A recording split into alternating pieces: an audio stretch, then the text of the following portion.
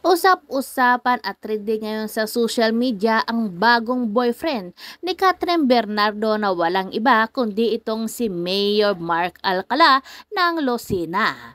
Dito kasi nga sa programa kasi ni OG Diaz na Showbiz Update, dito ay tinalakay nila ang tungkol nga dito sa bagong boyfriend nga nitong si Kathryn Bernardo.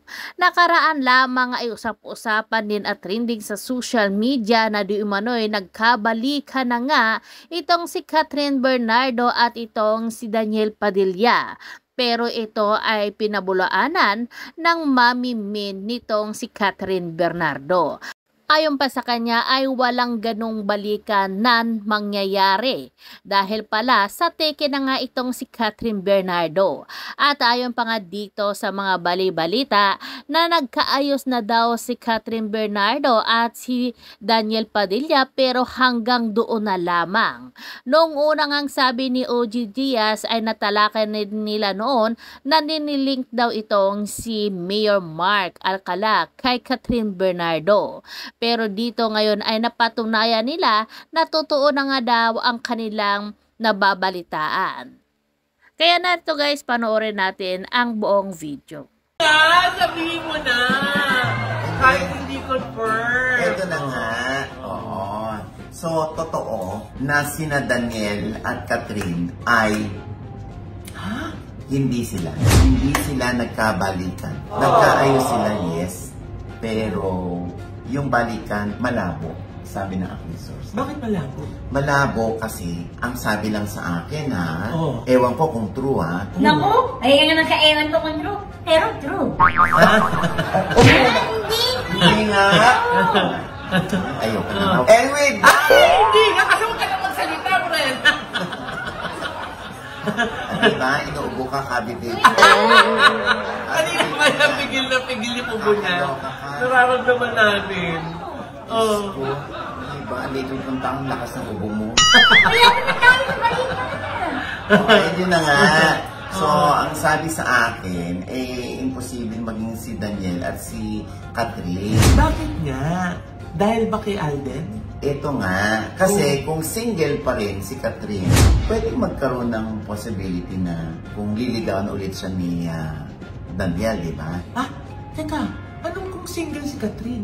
Hindi na ba single si Kathryn? Yun na nga, ang chika sa akin ay taken na raw si Kathryn. Ay! Kuya!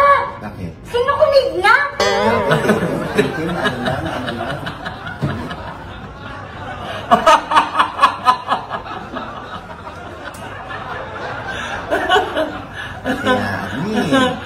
O yun na nga. Ang sinasabi sa akin ng aking source ay taken na siya. Oo. Dahil so in a relationship na? Yes, meron na raw nagme-may-ari ng puso ni Kathryn. Really? Dako! Ang sabi sa akin ang nagmamay-ari ng puso ni Kathryn ngayon ay walang iba kundi si Nan Showbiz. Kilala ba namin? Oo. Na-interview ko na yun. Na one-on-one ko na. Pero ng showbiz? Oo. Ang in-interview naman, kung hindi artista, yung mga nagba-viral o kaya politiko. So, alin doon sa dalawa? Politician. Batang politician. Bata? Yes. Ano yan, kuya? Graduate naman ba yan ng elementary? Sabi ko. Muntik ka na ulo. Dumaos na simbang ko Kuya! Ay, nako. Politician na nga, graduate elementary. Politician na, hindi graduate nga. Oo. Ay, kuya! Hindi ka sigurado. Hindi lahat ng politician graduate. Ng elementary man lang. Ano ba yan? Ano ba yung malayo? So, yun nga yung kwento sa akin na isa itong politician. Actually, noon pa, di ba, naibalita na natin dito na nalilink si Kathryn sa isang politician na na-interview ko na at the same time naging estudyante ko sa OG Diaz acting workshop. Yung gwapo! Yes, si Mayor Mark Alcala ng Lucena City. Ay, teka lang. Kakabalita lang natin, di ba? Sabi mo, tropa lang sila. Yes, di ba? Tropa lang. Oo, ba't magjowa pala? Bakit hindi ba pwedeng maging tropa muna bago maging magjowa? Oh. Kasi di ba tutropahin lang o jujuwain?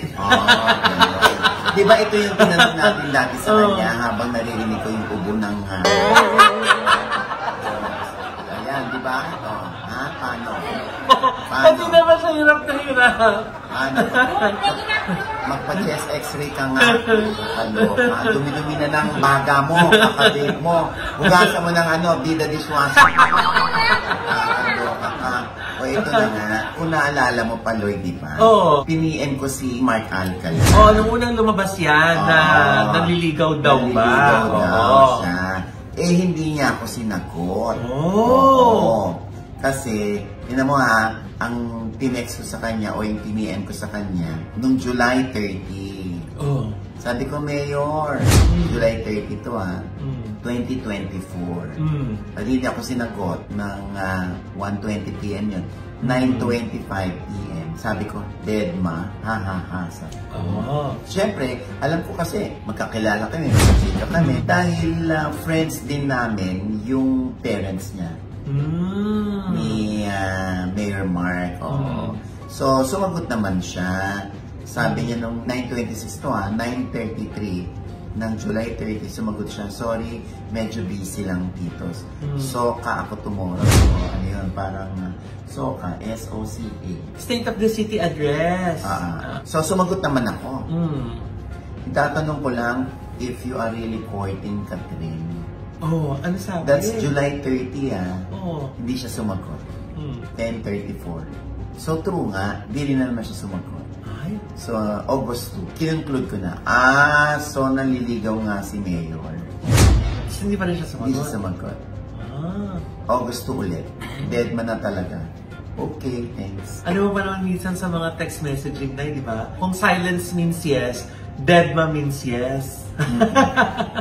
Minsan ganun din sinasabi nila. So, yun July pa yun So, nanliligaw siguro to. Ito yung mga panahon na nanliligaw siya. So last year pa? Kailan sila naging sila, Nay? Ang sabi sa akin na aking source, it's either November or December. Nung November 13, ipinalabas yung Hello Love Again. Siyempre ko ako si Mayor Alcala. Hindi ako papasok sa eksena kasi ano pa yun, ni Captain yan. Diba? Ito yung kasagsagan ng showing. Inabot ng isang buwan ng showing yan, di ba? So inabot November 13 hanggang December 1st week, showing yata yan May mga worldwide premiere pa. Exactly. So tinanong ko yung source ko, ay, kung sila yan, ba't walang nabalita? Bakit ano? Bakit walang mga pictures na naglalabasan na sila yung magkasama? Paano sila nagkikita? Siyempre, sabi pa na aking source, minsan si Mark daw ang pupunta sa Manila. Lumuluwas. Minsan naman daw si Catherine ang pupunta doon. Saan? Sa Lucena. Walang nakakakita sa kanila? Walang nakaka-picture? Oo nga, kaya sabi ko, Mari, parang duda ako dyan. Kasi ba't walang mga naglalabasan? Kahit man lang kaibigan, hindi siya nakikita. Kuya, baka silang dalawa lang nagkikita. Wala silang kasama. Ay, yan ang hindi rin naman natin alam. No? Tinatanong mo ba yan, Rena? Kuya, patanong yun. Patanong mo. So, yun na nga, parang ang galing naman kung sila, pero walang resibo. Hindi sila nakikita in public. Teka, Nay. Hindi kaya yan yung reason kung bakit hindi na nanligaw si Alden at Catherine? Dahil kung December pa, taken na. Baka kaya hindi na nagtuloy yung ligaw ni Alden? Yan ang hindi ko alam. Aalamin natin yan. Kaya nga ito hindi to confirm. Basta yun lang ang nakarating sa akin. So kuya, wala pa silang isang taon. Ay, malamang. Malamang. Let's do the math, Rena. Ay, kung totoo man yun, at least we're very happy for them. Oo, kasi kung matatandaan ko din, nung in-interview ko dito si Mayor, tapos kasama niya si Nika Reyes, yung volleyball player ng Lasal dati. Nung sila pa. Nakiusap siya, huwag mong lalabas si Nika. Ayaw niya. So, feeling ko, pwedeng ganun din ang attitude niya kay Catherine. Kung totoong sila, na hindi, ang amin, hindi pang publiko. Right.